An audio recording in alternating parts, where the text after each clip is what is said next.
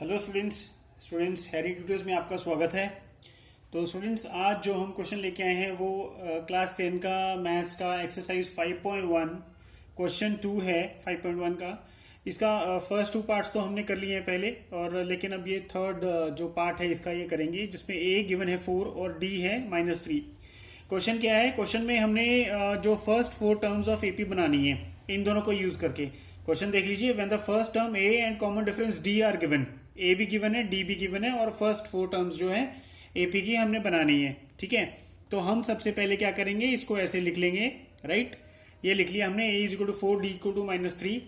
अब इसी से हम पहले तो देखिए हमको टर्म्स बनानी पड़ेंगी। तो एक बार मैं सीक्वेंस आपको बता देता हूं कि एपी का सीक्वेंस क्या होता है।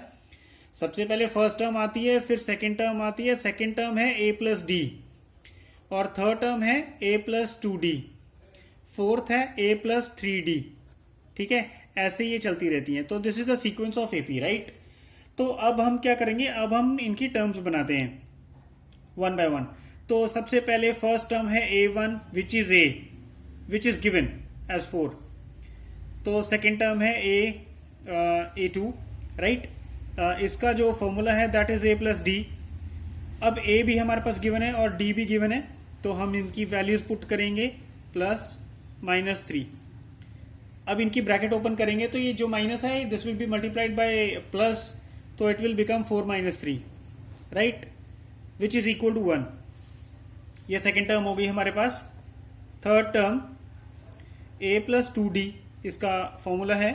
ठीक है, अब a की वैल्यू पुट करेंगे हम, तो विच इज 4 प्लस 2d, और d है -3 2d। राइट, तो अब ये मल्टीप्लाई हो जाएंगे दोनों, तो इट विल बिकम -6। ठीक है, और ये बाहर प्लस है तो साइन माइनस का ही आ जाएगा, minus into plus is minus, तो ये आ जाएगा 4 - 6 which is equal to -2। Right, ये थर्ड टर्म आ गई हमारे पास।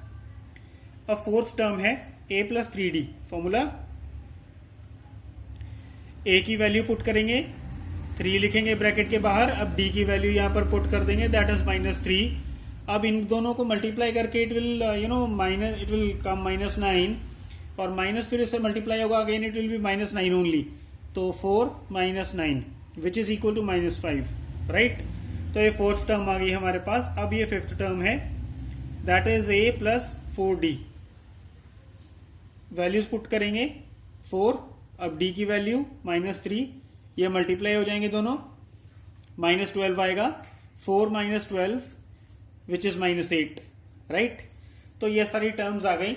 ठीक है, अब जो टर्म्स आ गई है हमारे पास, तो we will write this in the sequence. तो हम यहां पर लिखेंगे now the sequence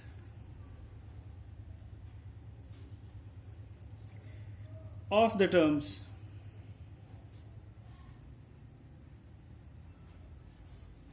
is, sequence क्या बनेगा, सबसे पहले फर्स्ट टर्म आएगी।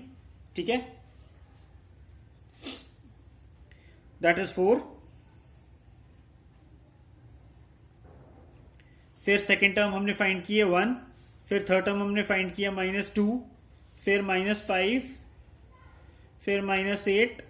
ऐसे ऐसे करके मतलब आप सीक्वेंस बना सकते हो। हमको इससे ज्यादा की जरूरत नहीं है तो हमने नहीं किया।